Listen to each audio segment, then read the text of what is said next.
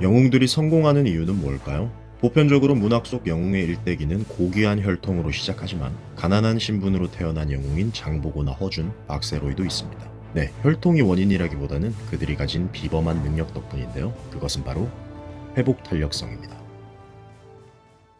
회복 탄력성은 17세기 물리학에서 처음 사용된 개념으로 고무공이나 스프링처럼 외부 힘을 받은 후 다시 원래 상태로 돌아가는 물질의 성질을 뜻했습니다.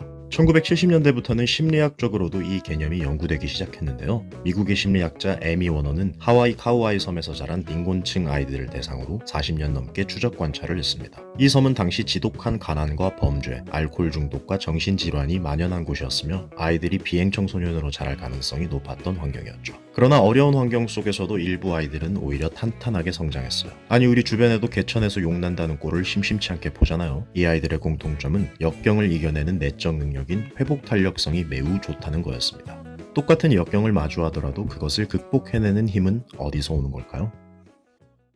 인간의 자아에는 경험자아와 기억자아가 구분된다고 해요. 경험자아는 현재 순간의 감각과 감정을 느끼는 자아로서 기쁨은 즐기고 고통은 피하려 하죠. 반대로 기억자아는 과거의 경험을 회상하며 삶의 의미와 방향을 재조정합니다. 이 두 자아는 종종 충돌을 하게 된다고 해요. 현재의 행복감과 삶을 회상할 때의 만족감이 일치하지 않는 것처럼 말이죠. 이렇게 우리는 실제로 느낀 것과 그것을 기억하는 것을 구분지어 생각하는데요. 회복 탄력성이 높은 사람은 역경 속에서도 그 경험을 긍정적으로 재해석하는 기억자아를 가지고 있다고 합니다.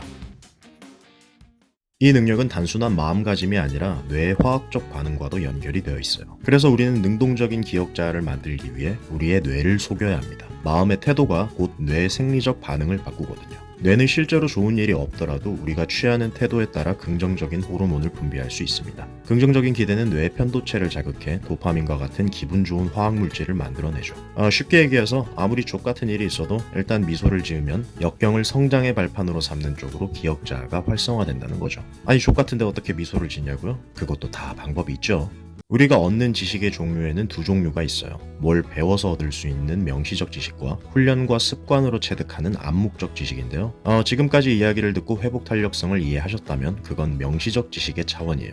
여전히 아이 족같은데 어떻게 웃냐 라는 회의감이 드신다면 그건 아직 그 지식이 몸에 새겨지지 않았다는 뜻입니다. 암묵적 지식은 언어나 논리같이 명시적으로 설명하기 어려운 몸으로 익힌 경험적 지식이에요. 반복적 훈련과 습관화를 통해 뇌 속 신경회로가 강화되고 실제 상황에서 즉각적으로 반응할 수 있게 만듭니다. 자전거 타는 방법을 머리로 배웠다고 실제로 탈 수 있는 건 아닌 것처럼 말이죠. 이건 설명이 아니라 체화의 영역입니다.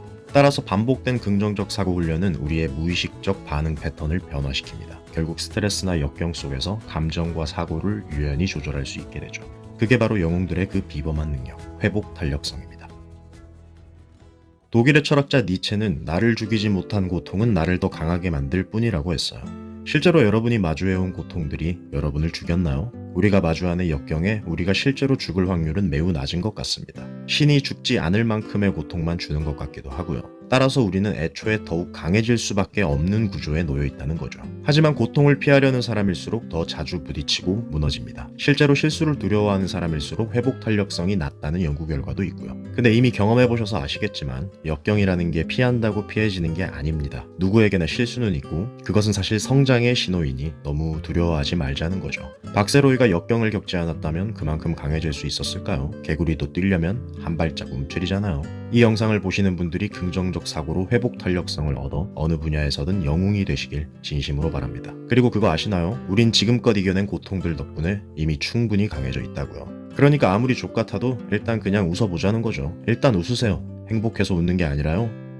웃으니까 행복해지는 거랍니다.